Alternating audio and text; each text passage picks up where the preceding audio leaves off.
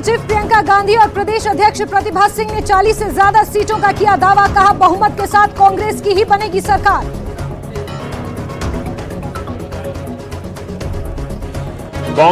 हिमाचल कांग्रेस से सहप्रभारी तेजिंदरपाल बिट्टू की उम्मीदवारों से अपील, एक एक वोट पर रखें पैनी नजर, आखिरी वक्त तक मतगणना केंद्र पर डटे रहें, नहीं तो हो सकती है गड़बड़ी। सीएम जयराम से खुला बीजेपी की जीत का खाता। सराज से छठी बार जीते सीएम। मंडी की 10 में से 5 सीटों पर जीती बीजेपी, बाकी की सीटों पर बीजेपी आगे।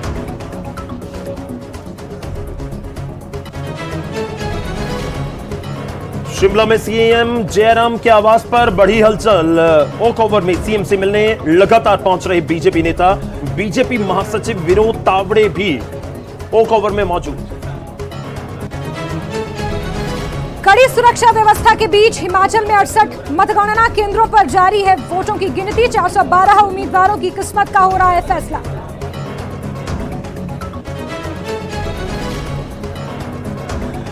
सबसे तेज और सटीक नतीजों के लिए न्यूज 18 पर खास कवरेज जारी। सभी सीटों पर पल पल का हाल बताने के लिए न्यूज 18 के रिपोर्टर तैनात।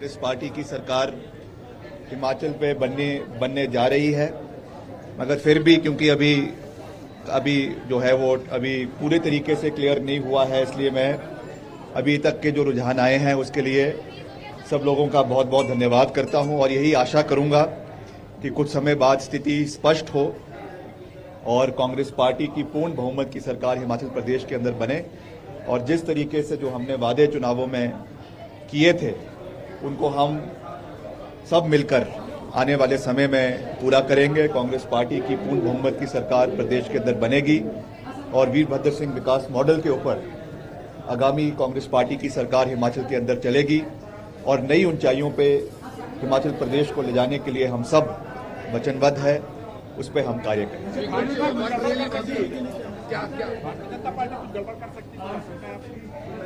देखिए, वो गड़बड़ पार्टी ही है और उनका गड़बड़ करने का काम रहता है, मगर इस बारी हम चूकेंगे नहीं।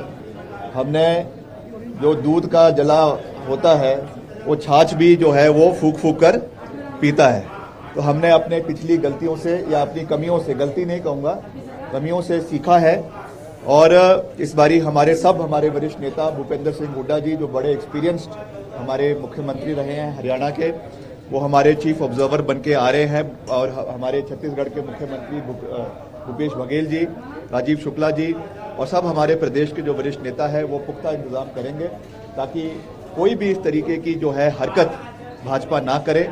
मगर हिमाचल प्रदेश की जनता सब चीज़ बड़ी अच्छी तरीके से, बड़ी क्लोजली हर चीज़ को मॉनिटर कर रही हैं और ऐसी कुछ भी इन्होंने हरकत करी अगर हिमाचल प्रदेश में मैंडेट मिलने के बावजूद भी, तो हिमाचल की जनता कभी भी भाजपा को और भाजपा के नेतृत्व को माफ। दावों की झड़ी जो पहले थी अब आगे बढ़ती हुई विक्रमादित्य सिंह शिमला ग्रामीण से कांग्रेस के उम्मीदवार स्वर्गीय वीरभद्र सिंह के बेटे। लेकिन यहां पर बड़ी खबर आपको बता दें, बीजेपी 27 सीटों पर आगे, कांग्रेस 38 सीटों पर आगे चल रही है।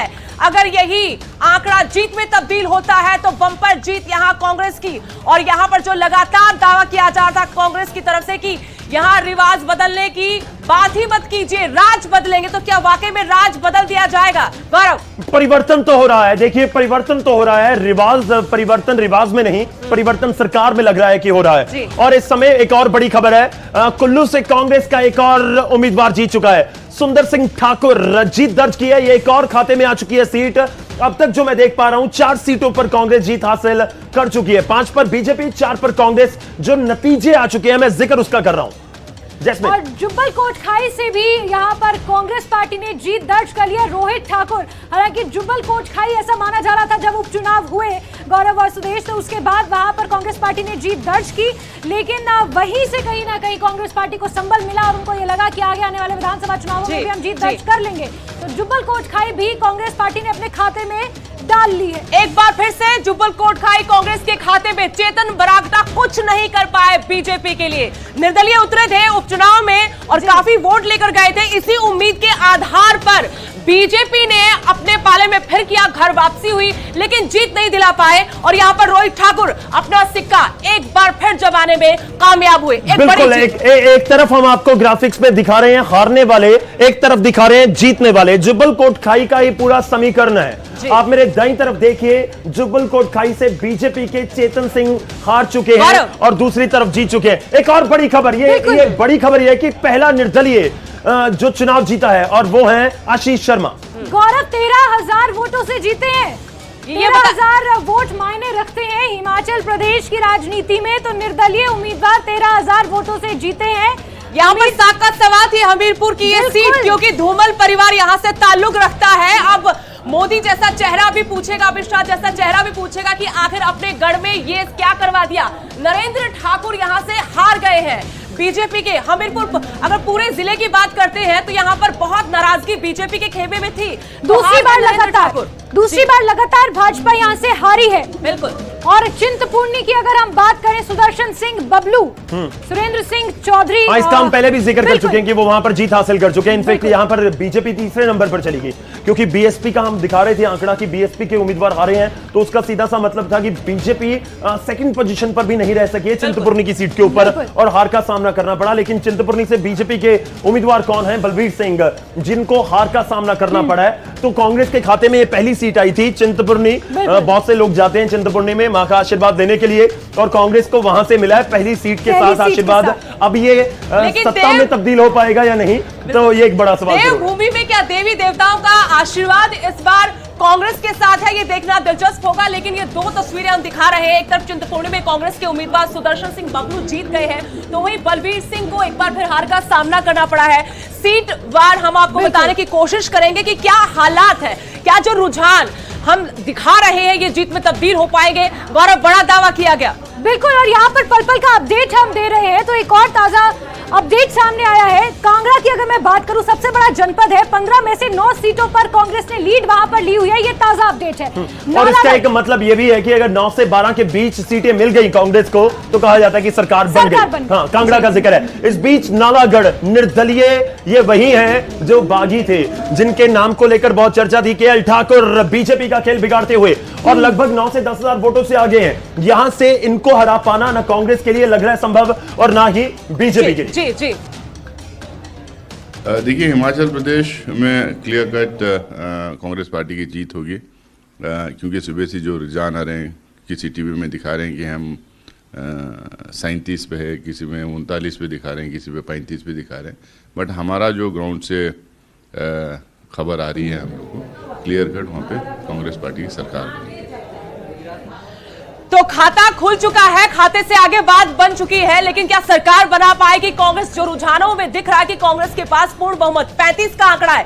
फिर आपको बता दें, अगर आप हिमाचल से बाहर से ताल्लुक रखते हैं और इंटरेस्ट रखते हैं कि हिमाचल में किसकी सरकार बनेगी, तो 35 का मैजिक नंबर है, 35 वो आपको लेना होगा। रुझान कह रहे कि फिलहाल तो 39 पर है कांग्रेस और बीजेपी बहुत पीछे चली गई है। यहां से बदलना, क्योंकि बहुत सारे इलेक्शन हम खुद कवर कर चुके हैं और वहां से अब बदलना बहुत मुश्किल होगा कि यहां से अगर बीजेपी ऊपर आ जाए, मुश्किल है। इस बीच बड़ी खबर है, कांग्रेस को हॉर्स ट्रेडिंग का डर सता रहा है और इस तरीके के बयान सामने आ रहे हैं। विधायकों को कहीं और ले जाने की तैयारी भी है। जैस्मिन, बिल्कुल, तो बड़ी खबर आपको बता दें, शिमला से कहीं और ले जाने की तैयारी है। राजीव शुक्ला दिल्ली में मौजूद हैं और दिल्ली से शिमला के लिए जल्दी रवाना होने वाले हैं। हॉर्स ट्रेडिंग का डर यहां पर कांग्रेस को सता रहा है। जैसे लगातार कांग्रेस ये बयान दे रही थी कि हॉर्स ट्रेडिंग करेगी, बीजेपी तोड़ मरोड़ में माहिर है, इस तरह के दावे कांग्रेस पार्टी भाजपा के ऊपर इल्जाम भी लगा रही थी।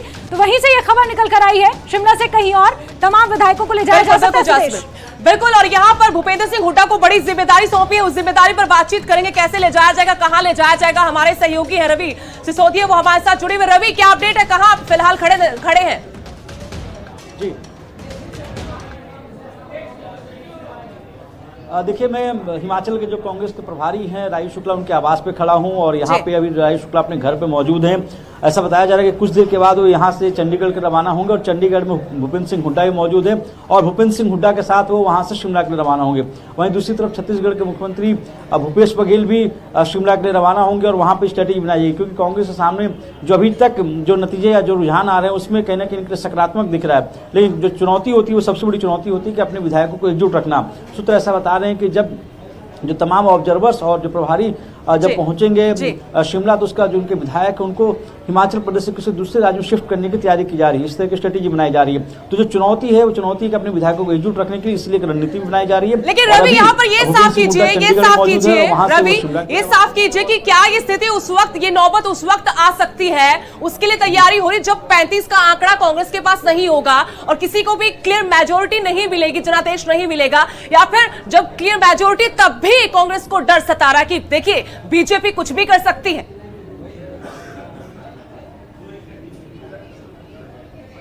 बिल्कुल, देखिए जो क्लियर मैंडेट मिलेगा उसके बाद की स्ट्रेटेजी है, क्योंकि आपको याद होगा कि जब मध्य प्रदेश में कांग्रेस की सरकार बनी थी उसके बाद अपने विधायकों को एकजुट नहीं रख पाए थे। कर्नाटका में भी कांग्रेस की जब सरकार बनी थी, जेडीएस और कांग्रेस मिलकर सरकार बनाई, तो उसके बावजूद भी इनके विधायक एकजुट नहीं रख पाए थे। तो कांग्रेस सामने चुनाव जीतने से बड़ी चुनौती होती है अपने विधायकों को एकजुट रखने की, और इसीलिए स्ट्रेटेजी इस तरह की बनाई गई, जो रणनीति बनाई गई है उसी के तहत जो दो बड़े चेहरे हैं जिनको ऑब्जर्वर बनाया गया था, भूपेश बघेल, भूपेंद्र सिंह हुड्डा, उन दोनों को शिमला जाने के निर्देश दिए गए हैं। राजीव शुक्ला अपने आवास में, हालांकि लगातार वो अपने घर में न्यूज 18 से अपडेट ले रहे हैं, नेटवर्क 18 वो देख रहे हैं, लगातार वहां से अपडेट ले रहे हैं कि क्या हिमाचल प्रदेश की हालात हैं, क्या वहां की स्थिति है। हालांकि वहां के लोगों से भी बातचीत कर रहे हैं। तो अभी वो यहाँ से निकलकर ये भी शिमला के लिए रवाना होंगे। एक रणनीति है, क्योंकि चुनौती सबसे बड़ी कांग्रेस सामने आती है वो अपने विधायकों को एकजुट रखने की, और उसी के तहत उसी रणनीति पे कांग्रेस काम कर रही है। चलिए, शुक्रिया रवि, धन्यवाद हमारे साथ जुड़ने के लिए। इस बीच एक बड़ी खबर रवि ने जरूर दी है, छत्तीसगढ़ के मुख्यमंत्री शिमला आ रहे हैं, बड़ी खबर है ये। और उसके साथ साथ हरियाणा के पूर्व मुख्यमंत्री भूपेंद्र सिंह हुड्डा शिमला पहुंच रहे हैं। अब कांग्रेस के अंदर हलचल नजर आ रही है, कांग्रेस के अंदर हलचल नजर आ रही है और कांग्रेस को लग रहा है कि बात बन गई, सरकार बनने वाली है, संभालिए अपने विधायकों को, संभालिए। राजस्थान दिल्ली कहां लेकर जाएंगे अभी ये क्लियर नहीं है, हॉर्स ट्रेडिंग का डर जरूर सता रहा है। पीछे देखो, मल्लिकार्जुन खड़गे नजर आ रहे थे, क्योंकि हिमाचल में सरकार बनती नजर आ रही है पार्टी को। ऐसे में हर तस्वीर बहुत कुछ कहती है, बयान के अलावा अगर वो चुप्पी भी साध कर बैठे तो समझिए कोई मतलब होगा उसका। कुछ देर पहले हमने गौरव सुना था विक्रमादित्य सिंह को, वो अपनी सीट पर काफी लीड कर रहे हैं शिमला ग्रामीण पर, लेकिन उन्होंने एक बात का जिक्र किया जो बहुत इंपॉर्टेंट है कि वीरभद्र सिंह के विकास मॉडल को लोगों ने चाहा है। वीरभद्र सिंह का जिक्र अब बार बार होगा क्योंकि हॉली लॉज पर सभी की नजरें टिकी हुई है। तो क्या अगर सरकार कांग्रेस की बनती है तो जो सिंहासन मिलेगा इसी परिवार को मिलेगा? क्या युवा चेहरा हो सकता है या पहली दफा हिमाचल प्रदेश को महिला मुख्यमंत्री मिल सकती है? अब बात सिर्फ जीत तक नहीं है, एक तो अपने विधायकों को जीतने के बाद बचाकर रखना है, बाड़ेबंदी की तैयारी हो चुकी है। दूसरी बात यह महत्वपूर्ण है कि बहुत सारे नाम हैं, कद्दावर नेता सीट जीतने के बाद इस जी तोड़ की कोशिश करेंगे कि उनको ये सिंहासन मिल जाए। तो ये बड़ी रेस है, बड़े नाम है कांग्रेस में, चिंताएं कांग्रेस के भी खत्म होने होती नजर नहीं आ रही। कांग्रेस की ये दिक्कत है, कांग्रेस की मैं दिक्कत इसलिए कह रहा हूं क्योंकि ये केवल एक राज्य तक सीमित नहीं है। आप पंजाब चले जाइए, हरियाणा चले जाइए, राजस्थान चले जाइए, इनफैक्ट जहां पर सरकार है वहां चले जाइए, तो वहां पर आपको 2-3 दल, 3-4 कांग्रेस के बड़े नेता जो पैरेलल खड़े हुए नजर आते हैं। किन्नौर से अच्छी खबर आ गई कांग्रेस के लिए, जगत सिंह नेगी जीत गए हैं। बहुत कम हुआ आज जब से काउंटिंग शुरू हो रही थी कि ये पीछे हुए हो। किन्नौर सेफ सीट थी कांग्रेस के लिए और जगत सिंह नेगी ने एक बार फिर से कहा कि देखिए भरोसा जताते आए हैं तो मैं भी इस भरोसे को टूटने नहीं दूंगा। वो भी तब जब दावा किया जा रहा है हिमाचल की चुनावी राजनीति में रिवाज बदलने का। जी बिल्कुल, तो हम लगातार ये बातचीत करते रहेंगे क्योंकि अब जिक्र है कि मुख्यमंत्री कौन होगा, लेकिन उस बीच हम सीटों का अपडेट जरूर करते रहेंगे। कांग्रेस के लिए एक और बड़ी खबर, कांग्रेस के लिए एक और बड़ी खबर, नगरोटा से कांग्रेस के आरएस बाली जीत दर्ज करने में कामयाब रहे हैं और कांग्रेस का नंबर अब बढ़ता हुआ 6 सीटों पर अभी तक जीत हासिल कर चुके हैं और अरुण कुमार हार चुके हैं। यहां पर आरएस बाली, आपको बता दें कि कांग्रेस के कद्दावर नेता जीएस बाली के बेटे हैं, उसके निधन के बाद अपनी पारिवारिक विरासत को आगे बढ़ाने की कोशिश की उन्होंने और यहां पर भरपूर साथ मिला है क्योंकि एक बड़ा वोट बैंक जीएस बाली के साथ था, बंपर जीत अक्सर वो हासिल करते रहे। अब उनके बेटे ने वो कमाल कर दिखाया है, जीत गए हैं। आरएस वाली, और हार गए हैं अरुण कुमार, जिन पर भरोसा जताया था बीजेपी ने कि देखिए हम पहले इस 2017 में कमाल कर चुके इस सीट पर, हम सारे मिथक तोड़ चुके हैं, तो इस दफा आखिरकार हम क्यों जीएस बाली जैसे गद्दावर नेता को हरा सकते हैं, तो उनके बेटे को क्यों नहीं मात दे सकते। लेकिन फिलहाल तो जनादेश आ गया है नगरोटा का। अरुण कुमार हार गए हैं बीजेपी के, नगरोटा से कांग्रेस की आरएस वाली, रघुवीर सिंह वाली जीत गए। आगे पीछे वाली बात कम होगी, अब जीत हार की बात होगी और अब एक एक करके नतीजे आते जाएंगे। अभी बज रहे हैं 12:11। आप देखिए करीब 1-1.5 घंटे में ये पिक्चर जो हार जीत वाली है वो भी क्लियर हो जाएगी। 2 बजे के आसपास ऐसा आंकड़ा हमारे पास होगा जो ये बताने के लिए काफी होगा कि कितनी जीत कितनी हार, किसकी सरकार और कौन कौन से बड़े चेहरे कांग्रेस की जीत हासिल करने में कामयाब रहे हैं। हम साथ साथ मैं जिक्र कर रहा था कि मुख्यमंत्री कौन हो सकता है कौन नहीं होगा उसका जिक्र करते रहेंगे, लेकिन इस बीच हम अपडेट और एक एक सीट के ऊपर क्या कुछ अपडेट है उसका जिक्र होता रहेगा। जैस्मिन, बिल्कुल देहरा की हम बात कर रहे थे गौरव, इससे पहले भी 10,000 यहां पर वोटों का फासला है और कांग्रेस और भाजपा को अच्छी खासी मात देते हुए देहरा से निर्दलीय विधायक होशियार सिंह यहां पर आगे चल रहे हैं। हालांकि इनको उम्मीद थी कि भाजपा शायद देहरा से टिकट दे दे, लेकिन टिकट नहीं दिया, नाराजगी भारी पड़ गई। 10,000 वोटों से आगे चल रहे हैं होशियार सिंह। और ये सीटें काउंट करते रहिए आप नालागढ़ को देखिए, वहां पर निर्दलीय जो बीजेपी के बागी हैं वो जीत की तरफ बढ़ रहे हैं और लगभग लग रहा है कि सीट निकाल देंगे। और उसके बाद देहरा में वैसी कुछ स्थिति बनती हुई नजर आ रही है और जिस तरह से इनकी लीड है 12-12:15 का टाइम हो चुका है, लग रहा है सीट निकाल देंगे। और ये सबसे बड़ी ये पॉइंट है सुदेश और जैस्मिन कि जो रिवाज बदलने का हम जिक्र कर रहे थे, रिवाज बदलने से ज्यादा बागियों ने रिवाज को बदल नहीं दिया, ये नजर आ रहा है। बिल्कुल लेकिन यहाँ पर देहरा में ये चेहरा देखिए, ये बहुत बड़ा चेहरा है अपने आप में बीजेपी का। सीट जिस तरह से इनको सौंपी कि चलिए आप उतर जाइए यहाँ से और कुछ हो सकता है बीजेपी का, लेकिन अभी तो कहते हैं कि होशियार सिंह बहुत होशियार निकले। लेकिन सुदेश, राजनीति में ऐसा कहा जाता है कि एक दौर होता है, हर एक नेता का एक दौर होता है, एक टेन्योर होता है, तो शायद रमेश धवाला के टेन्योर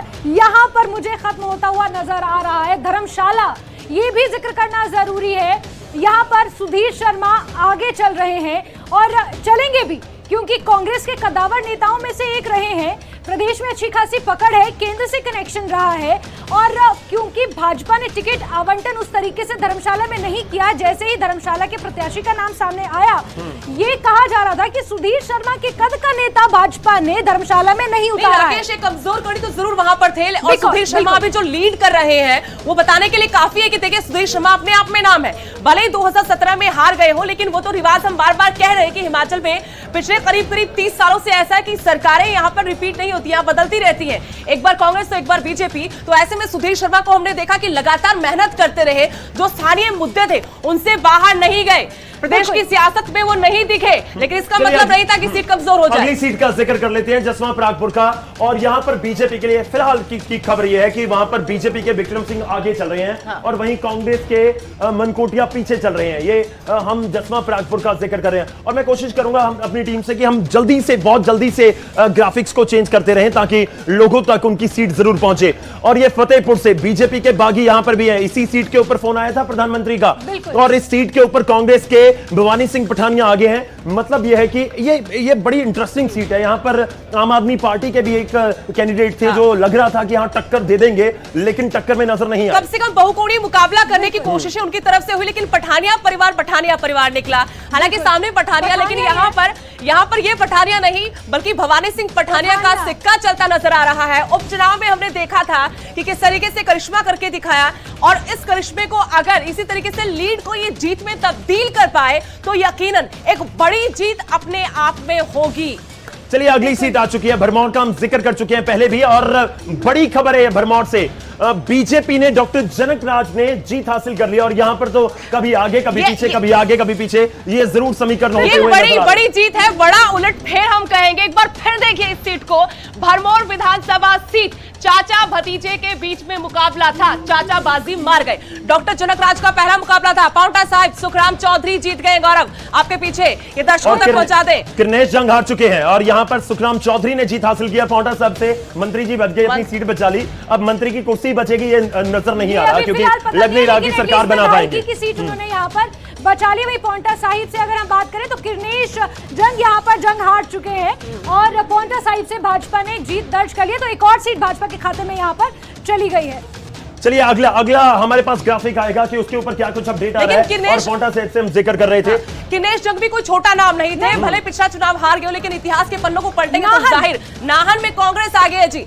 अजय सोलंकी नाहन से आगे है। नाहन ऐसी सीट है, इसको आप कांग्रेस का गढ़ कहिएगा तो बिल्कुल गलत नहीं होगा। और गढ़ को बचा पाने में अजय सोलंकी क्या अजय रहेंगे, ये देखना दिलचस्प होगा। फिलहाल तो अजय रहते हुए नजर आ रहे हैं क्योंकि आगे उन्होंने बढ़त बनाई हुई है और राजीव बिंदल यहाँ पर फिलहाल पीछे चल रहे हैं। तो कहीं ना कहीं एक और अपडेट आ चुका है पच्छाद की सीट से। बीजेपी इस समय आगे है, रीना बीजेपी के आगे है और दूसरी तरफ पीछे कौन? निर्दलीय है बिल्कुल। और कांग्रेस से लेकिन वही बात है कि बहुत बड़े नेता गंगू राम मुसाफिर हैं और कांग्रेस को तो डैमेज होना ही था। पता नहीं क्यों नाराजगी मोल ली गई और अब उसका परिणाम दिख रहा है हमें कि वहां पर पिछड़ रहे हैं। यहाँ पर महिला उम्मीदवार को उतारा था दयाल प्यारी को, लेकिन वो बहुत ज्यादा कुछ कमाल करती हुई नजर नहीं आ रही है। लेकिन पच्छाद में भाजपा आगे चल रही है, गंगूराम मुसाफिर तब को पीछे छोड़ अगली सीट आ चुकी है, शिलाई की सीट। अगली सीट है कांग्रेस, जहां पर आगे चल रही है हर्षवर्धन चौहान वहां पर आगे चल रहे हैं। और यहां पर पीछे जो चल रहे हैं, दूसरी तरफ ग्राफिक अभी खुलकर आएगा। जी हां, शिलाई से बीजेपी पीछे, बलदेव सिंह तोमर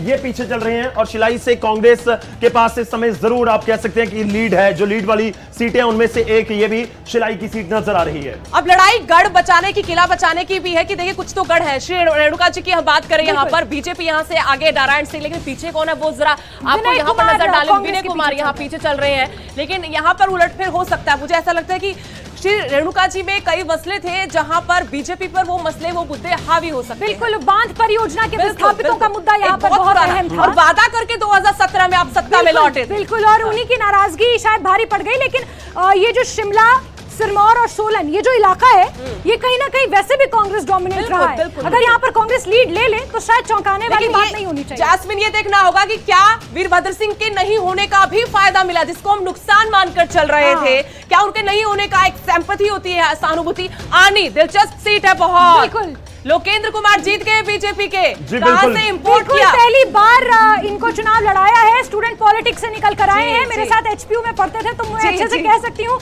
स्टूडेंट पॉलिटिक्स से निकल कर आए लोकेंद्र कुमार। लोकी आनी से ये इन्होंने जीत अब ये चेहरे भी दिखा दें, हालांकि मुरझाए हुए चेहरे आज ये बंसीलाल हार गए हैं आनी सीट से, कांग्रेस के उम्मीदवार। लेकिन ये चेहरा एक बार फिर गौर से देखिए कि बीजेपी युवा चेहरा है। और जैसे हम कौल सिंह नेगी की बात करते हैं, बहुत युवा चेहरा वो भी, तो यहाँ से लोकेंद्र कुमार जीते हैं आनी विधानसभा सीट से। और ये काफी टाइम से लीड थी। इनफैक्ट मैं सुबह से आनी सीट को भी फॉलो कर रहा था। ये लीड वहां पर बनाए हुए थे, अच्छी खासी लीड थी और वो जीत में भी कन्वर्ट हो गई। हालांकि उपचुनाव में आनी कांग्रेस से जीती थी संजय अवस्थी, लेकिन इस बार भाजपा ने लीड ले लिया। बिल्कुल, और उससे अगली सीट बंजार, ये हम कल से बहुत जिक्र इस सीट का कर रहे हैं। और कांग्रेस इस समय खीमीराम कांग्रेस से आगे चल रहे हैं इस सीट से। और ये इंटरेस्टिंग लाजमी तौर पर सीट रही है, जिसका हमने कल भी बहुत तफसील से जिक्र किया था। गौरव यहाँ पर बता दें दर्शकों को, पूर्व प्रदेश अध्यक्ष बीजेपी, मैं तो कह रही हूँ कि जो भी जीतेगा बंजार से बीजेपी का होगा। भले ही वो अब बीजेपी में नहीं हो, चाहे खीमीराम जीत जाए, लेकिन इनका पूरा इतिहास अगर देखेंगे तो पृष्ठभूमि इनकी सारी की सारी बीजेपी की है।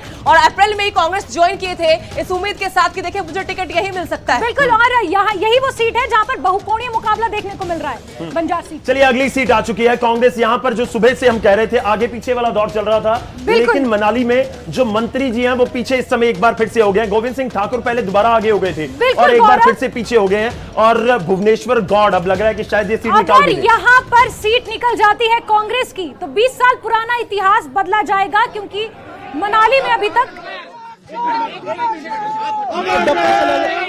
ले लो, अमर रहे आप जल्दी गिलो।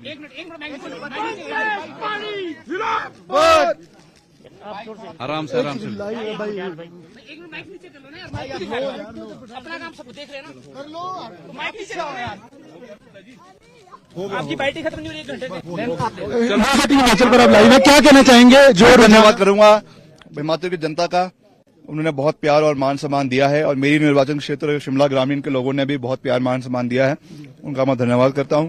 और जो भी हमने वादे किए हैं चुनावों में, उनको हम वचनबद्ध तरीके से पूरा करेंगे, 100% पूरा करेंगे। इसको ये कहा जा रहा है कि हॉर्स ट्रेडिंग का डर सता रहा है, कुछ ऐसा है क्या? नहीं, ऐसा कुछ नहीं है। वो करने की कोशिश करेंगे। बीजेपी करेगी, मगर हम उसके लिए पूरे तरीके से तैयार है। कैसी तैयारी है? वो हर चीज कैमरे के सामने नहीं बताई जाती है, हम पूरे तरीके से तैयार है और उसको हम निपटेंगे। आप कह रहे हैं कि सभी एकजुट हैं कांग्रेस के? बिल्कुल, सारे एकजुट है और सब एक मिलकर कांग्रेस पार्टी की सरकार प्रदेश के अंदर बनाएंगे। वीरभद्र जी की लेगेसी है, मुख्यमंत्री चेहरे के लिए क्या निर्णय लिया जा सकता है? विधायक दल और पार्टी हाईकमांड अगला मुख्यमंत्री का निर्णय लेगा। क्या अपनी पेशकश भी करेगी वीरभद्र जी का परिवार कि उनको भी कोई स्थान मिले इस तरीके का, उस लेगेसी को बढ़ाया जाए? सब चीजों के बारे में मंथन और विचार किया जाएगा। ठीक है। तो वीरभद्र सिंह बातचीत कर रहे थे कि हॉर्स ट्रेडिंग जो है वो नहीं होने दी जाएगी और कांग्रेस के सभी विधायक एकजुट है मुख्यमंत्री चेहरे के लिए, मुख्यमंत्री कुर्सी के लिए। जो मीटिंग्स है हाईकमान है वो तय करेगी। तो बिल्कुल यहां पर विक्रमादित्य सिंह को सुन रहे थे, क्योंकि जीत की तरफ कांग्रेस आगे बढ़ती हुई और जीत के साथ देखना होगा कि सरकार बना पाएंगे कि नहीं बना पाएंगे। अभी तो सिर्फ ये रुझान बता रहे कि कांग्रेस सरकार बना रही। इंतजार थोड़ा सा जैसे इनको करना है, हमें भी करना है, आपको भी करना है, लेकिन इस इंतजार में आप हमारे साथ बने रहेगा। हर नतीजा सबसे पहले आपको नजर आएगा न्यूज़ 18 पर। रुकेंगे छोटे से कमर्शियल ब्रेक के लिए, हमारी महा कवरेज लगातार जारी रहेगी।